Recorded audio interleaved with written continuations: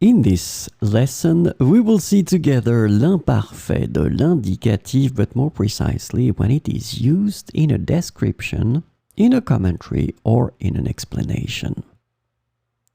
So we can use quite easily l'imparfait de l'indicatif, obviously in the past, when we want to make a description, a commentary, or an explanation. So let's see a few examples for that. First one, il y avait un journal sur la table. Il y avait un journal sur la table. So you can see quite easily that now we're starting to describe something in the past. So we're using l'imparfait de l'indicatif.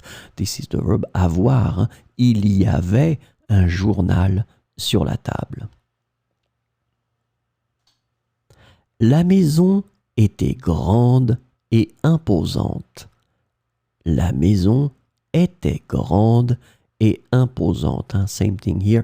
You are making a description of the house. La maison était, so the verb être in that case, and it's the imparfait de l'indicatif.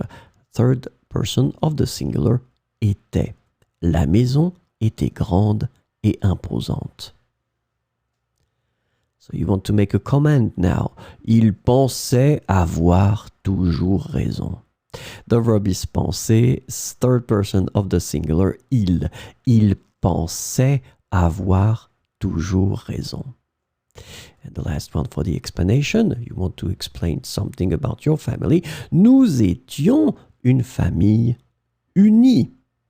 Nous étions une famille unie.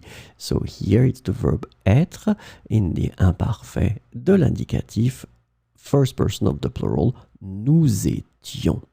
Il pensait avoir toujours raison, nous étions une famille unie. So remember, imparfait de l'indicatif is used quite commonly in a description, in a commentary, or in an explanation in the past.